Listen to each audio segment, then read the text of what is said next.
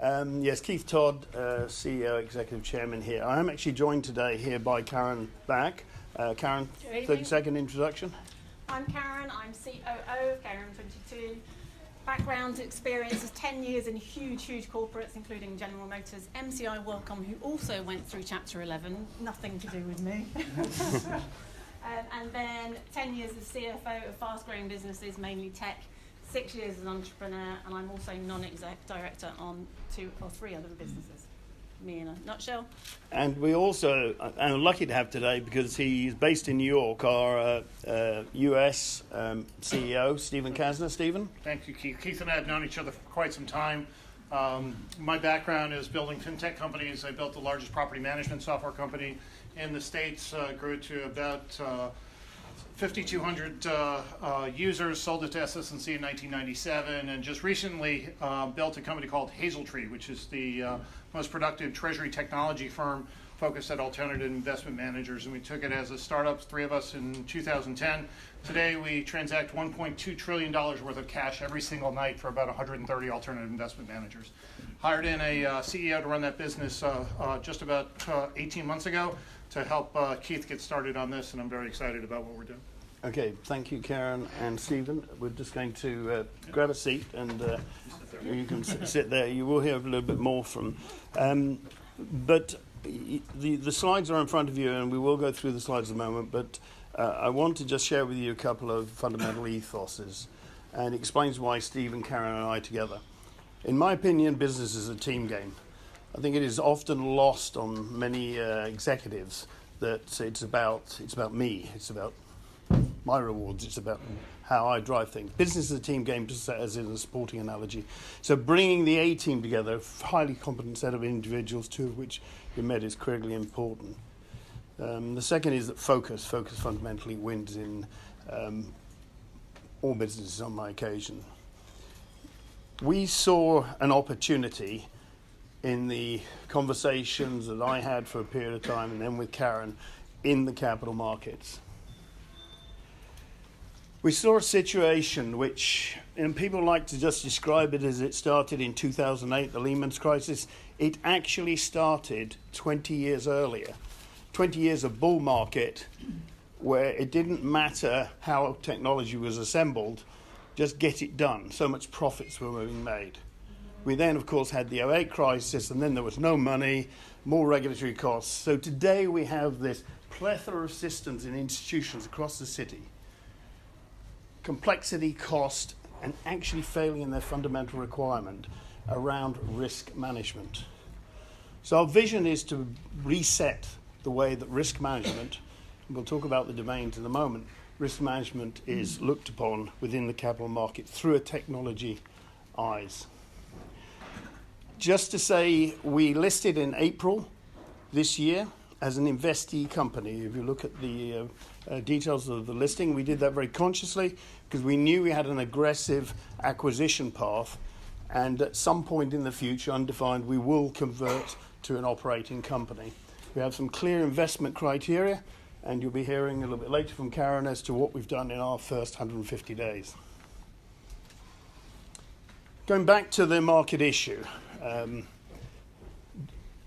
unified with the general surveys that are done in all the conversations we have with CEOs, COOs, chief risk officers, that there is a very complex, mixed environment that needs to be addressed.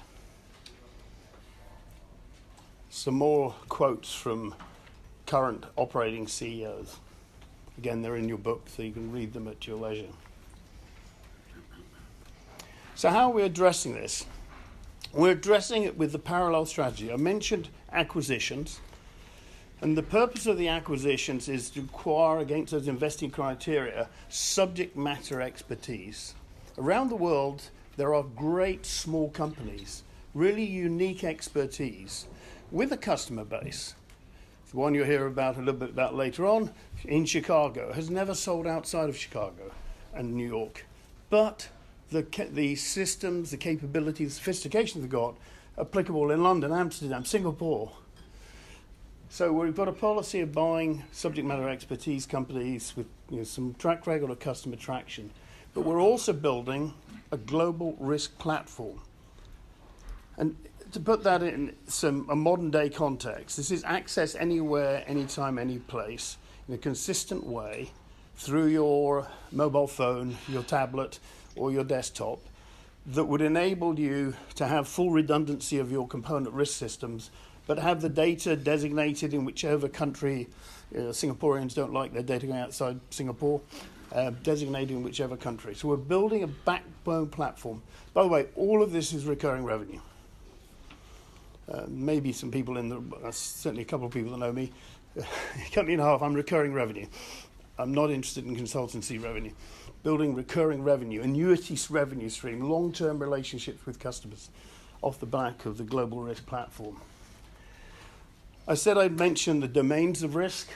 We see 5 core domains. The enterprise is the overall classic GRC, the overall governance framework. Tends to be operated on a quarterly basis. It's very spreadsheet-based in many cases.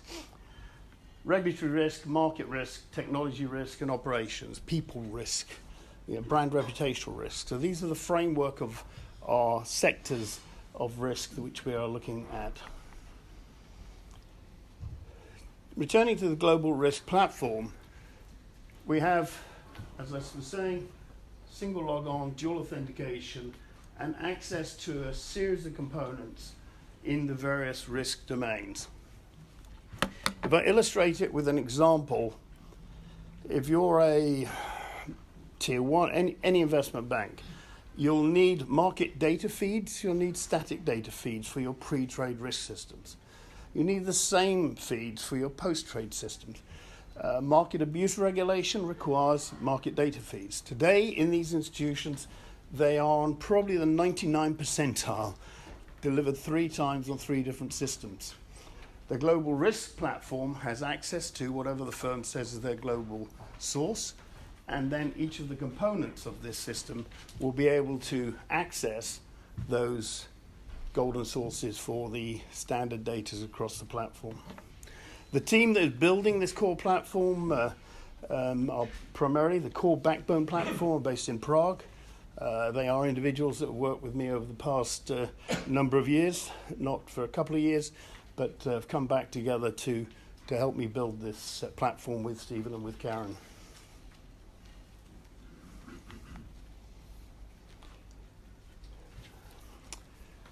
The reason for this being up here is that it's the first native product which will be produced on the global risk platform. And the metaphor is the pilot flying the plane. And it was a factual story. 2 years ago, coming back from Singapore on the plane, I was trying to integrate all these ideas about all these, how do you manage all these risk components across the business? And of course, you had a very perfect metaphor for it on a plane. A pilot flying a plane is risk managing that flight. He has hydraulic pressure, he had wind speed, he has who's around, all in real time. If you've ever been in certainly the capital markets, you find that these risk tools are siloed, hidden. There is no integration. You might call it a dashboard, but a real-time integration with technology point, REST APIs, listening to whatever systems are underneath there. So we're going to be bringing the first real-time enterprise risk cockpit to provide people the ability to, as I say, in real time, oversee and manage their risks. It's just a couple of screen graphics. So the first 150 days is all down to Karen and Stephen. So we raised 10 million on the 30th of April, and we'd done the rounds with the investors. We said, we've got this idea. We had a team of 3 of us and a part-time intern in India, and 10 million in the bank on the 30th of April. We could have gone and celebrated in the south of France, done a board meeting, had a few strategy sessions, talked about what we were going to do, built the pipeline of acquisitions, worked out who we were recruiting. But we kind of didn't do that and kind of just started executing. So it's actually technically 149 days since we got that money in, and we have done a huge, huge, huge amount. So we spent a month actually beginning to bring the team in, building systems, and it's important to us that we don't do like our banking clients have done for 20 years. We're building systems that integrate right from day one, and we can scale right from day one internally. And we had actually, for the last 9 months previously, been building the platform. The technology was already being coded. Then, right at the beginning of June, we did our first acquisition, and I'm ruining your remote control. We did our first acquisition in June, which I'll talk about in a second, in trade surveillance. In July, we did our first partnership with Ascent, which again I'll come back to. We did another acquisition called Ascendor. In August, well, we did actually manage to get a couple of bits of vacation in. But again, focusing on the team, the systems, we've rebranded. Our new website went live on Sunday night. This is our first presentation in the new branding. And yesterday we announced a new funding and a new acquisition. So we've been pretty busy. So the 3 acquisitions we've done, and if you remember, Keith was looking at the 5 domains of risk. ProOpticus is the one we announced yesterday. They're based in Chicago, have a revenue of $2.6 million, converting to 1.9. They are totally in risk management, can't say it. It's derivative options. The guys that founded this are incredibly clever. They are ex-derivative traders themselves. Honestly, don't know if any of you are ex-traders in this, but they lose me within 5 minutes. They are geniuses. They have 25 different ways of valuing options. And their customer base, we are not allowed to name, but are tier 1 world-class banks. Just amazing. So huge subject matter expertise, recurring revenue, totally recurring revenue. This is SaaS model if you're into tech, software as a service, and a fantastic team. The first acquisition was Erisium, that's trade surveillance. So you've got one of these in the market risk domain, one of these in the regulatory risk domain. Erisium does trade surveillance. So as you're trading, and maybe you've got 10 traders, maybe you've got 100 traders, you can pull data that their system monitors every trade, has all sorts of algorithms in the background. You can configure it to tell me about these ones, tell me about the risks. So you've maybe seen someone shorting something, or someone's doing a bit odd, and we need to go and investigate that. Ascendor, we brought in essentially 3 subject matter expertise or experts in enterprise risk management. So Andrew is actually the founder of a company that was called Ascendor. And essentially he did like a risk cockpit, but not real time, not integrated with all the systems around you. Like a spreadsheet, but actually much, much, much more sophisticated. But importantly, he's an enterprise risk expert. He lives and breathes risk, does talks on it, totally understands it, and understands the user journey and what risk officers are doing in their every day. So we've made 3 acquisitions. We've also made our first partnership. So this is where we will deliver, in a sense case, we will deliver their software on our global risk platform together with our own applications. But in this case, we do not own them as a business. We distribute their product and we take a revenue share. What Ascent does is essentially, as a bank, replaces all your consultants and your lawyers who are telling you all the rules that you need to follow, giving you updates every 6 months and charging you a ridiculous amount of money, replacing that with an AI-driven, artificial intelligence or machine learning-driven code that says, okay, these are the 5 things you do. Here's every single regulation you need to comply with, gives you updates, allows you to workflow it. So we've done 3 acquisitions and 1 partnership.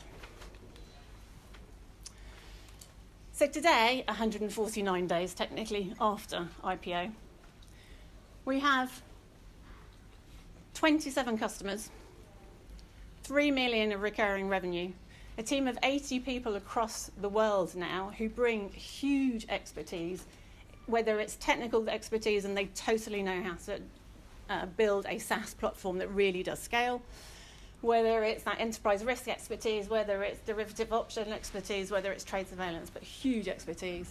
And we already have 5 products to sell. Just before we move over to questions, I think the next slide is questions, I believe. What It is. I'd like to do, so we've got a couple minutes or 20 minutes left, I believe.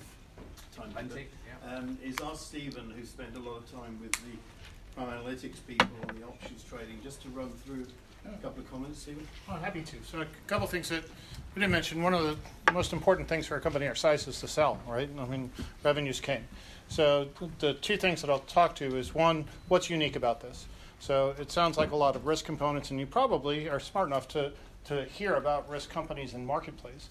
What's unique from our perspective is you hear about enterprise risk and companies trying to take this global view of risk with everything that can happen. But portfolio and market risk is really unique, right? Especially to a top-tier hedge fund, especially to an FCB or a major investment bank. They think of their investment risk separately than their enterprise risk. And what we're doing is marrying those two pieces together. And to do that effectively, we've got to have a multi-asset class portfolio risk product to either deliver to our customers or to understand how to take from other risk systems into our global risk cockpit to create the alerts that correlate with the other business risks themselves. So we went out and acquired this company called Prime Analytics. You saw the numbers that Karen put out there. Acquiring at under 2x revenue is a very difficult thing to do in marketplace, especially as frothy as valuations are these days. And the reason why we're able to do that is the people in this business have a couple uniqueness to them. One of which is their entire marketing program ascribes to what was produced by Alton Jones in 1960 as called PWK marketing. People we know. They've never sold anything to anybody that they didn't know. And there are a group of traders that were based in Chicago with Chicago organizations. They knew who they traded and traded flew. And over the past 20 years, they created an application that works really well. It's a nice lifestyle business. They do it for their friends, and they do it for some really big banks who have become their friends over time that they trade with. But their application can do so much more. It applies globally. There is the amount of seg funds that are run through this application on a daily basis go into the trillions. And we look at that application and say, wow, we can scale that, right? We can scale that through a distribution platform. Karen showed you our distribution platform in New York. We've got salespeople in Chicago, New York, Sydney, Singapore, Hong Kong, and here in London. We've got a common sales methodology and strategy that we're bringing across together with a unique message on risk and how we're going to marry these pieces together. And now we've got our own proprietary risk engine that we are tailoring to the alternative management industry. We're tailoring to the FCBs that this group has been focused on, and we're bringing into the investment banks as well. Today, we met with a major wealth management group who is going to kick off a major project with us in the first quarter to take that core application and apply it into their wealth management piece. So we expect some really high growth in the areas specifically on our portfolio management through this proactive group, but we're really seeing an incredible amount of traction as being a first mover in marketplace to take this idea that has really come to full bore in our marketplace about dealing with enterprise risk and bringing that into market and portfolio risk as well. And it's going to serve us very, very well. Thank you, Stephen. And to finish it before the questions, we've ended up internally coining a phrase because people were saying to us, you're a startup. Well, look at it, particularly me. Not the classics and 20-year-old startup person. So we talk about being born adult. We've got an adult problem here in capital markets. It needs adults to fix it. And luckily we've had Stephen's last multi-years in hedge funds, mine in the derivatives marketplace, selling to people we've delivered and bought from them before. We've got a huge well of goodwill who buy this idea that actually their life would be simpler. Less contracts to place if they've got one integrated global risk platform to bring together. So we're very excited about it. The team were talking earlier on today about, wow, we've done a lot in 150 days. You've got to remember we're 3 people in April. We've now got a team of 80. So I said to them, just think what we're going to be able to do in the next 150 days. So very excited about it, but be delighted to take your questions and feel free to direct them at any one of us, or all of us. Thanks very much.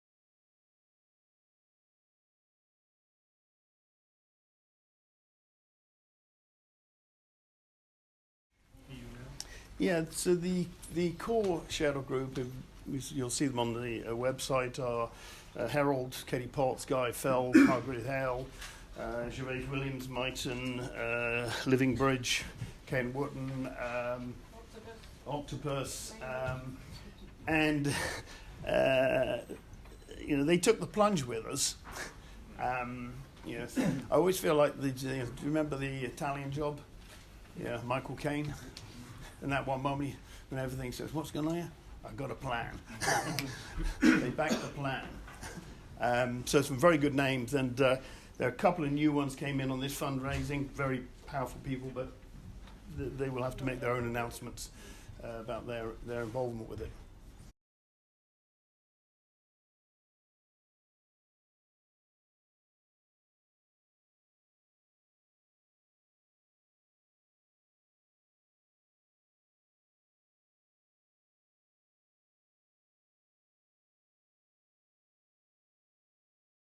Astute point you make. I like to do things differently. So, we're going to change the capital markets. We're going to do it in a way where the culture of the company, and if you could meet some of our other people who were in the team, and one of them had flown over from Sydney to do some work with us, and before I came here, I was talking to him about how he was feeling it. And he was talking about the old world. He said, we worked all night several times, and we got no overtime. But that wasn't a problem, because they felt engaged in this journey. The reality of this is, to just bring it to a conclusion, there are very clear points about where decisions are made. And if, so we have got a consensus style, but we've got a decisive style. And I think the evidence I'd point is, if this was about to pick on a Japanese organisation, which takes a long time, we wouldn't have done all this in 150 days. So decision making is swift. It's collegiate. We could take it a little bit through yesterday. So yesterday morning started with a hedge fund conference in Watford at the Grove, where I led a panel of 5 of the most prestigious hedge fund organizations of the world talk about some specific components of operational due diligence. While I was doing that, Karen was publishing our first 6-month financials and dealing with the press there. And while we were doing that, Keith was working with our acquisition in Chicago, where when I spun out of my panel discussion and follow-up conversations, went and worked with the lawyers, pointed the deal, finished the completed deal. Keith then started working with the press, and the 3 of us had a very active day, but it was very focused on one set of activities that needed to get completed to get our share placement done, to get our financials completed, to be able to do some powerful marketing at a very highly visible operation in Watford, and of course to close the transaction in Chicago. Sorry, Karen. So I would say we've been working together daily for 5 months. Are there arguments? Of course there are. I've been with my husband 27 years. We have some bloody good arguments. In French, actually. Yeah, he's French. Now, Karen is very good at French. She can argue back in French. Yeah. No, swear well. So I think it was just building that team, and totally, that's just part of the team. So there's just one.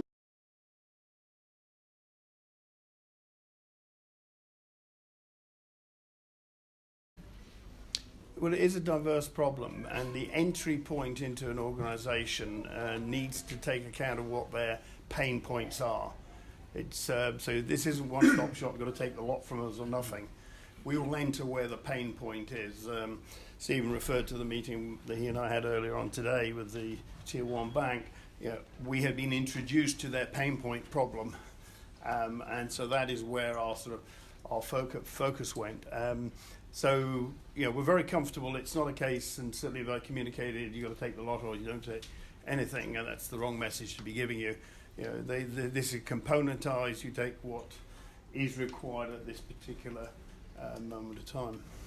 And so it's very important to say we're not coming in and saying, right, you've got, so Deutsche Bank, I think, announced a couple of years ago they've got 104 systems. How they run a business like that, I don't know, but that's what they said. We're not coming in and saying, replace all of your 104 systems. We're coming in and saying, okay, some of those, maybe 50 of those, and Deutsche Bank's not a good example, we go to the smaller customers first. Go to a customer that's got 30 systems. We're not saying we're going to replace every single one.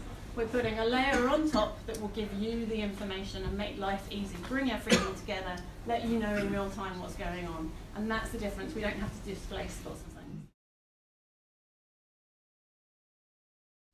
Yeah, well, we're right in the middle of it, and we've talked about the 150 days, but if you take the year before that, when I was on the streets talking to people about the idea, and I'm talking about customers, been preparing them for it, and there is an inherent goodwill because Karen's new to the capital market. Stephen and I are not hedge funds and derivatives. People have bought systems. Fastfill was a company I took from 2002 and sold to Ion, and I stayed at Ion for a few years. People have bought our systems before. We do what we say. So there's an inherent trust. Now that's not just enough. You have to have a compelling proposition and an economic value proposition for them to buy.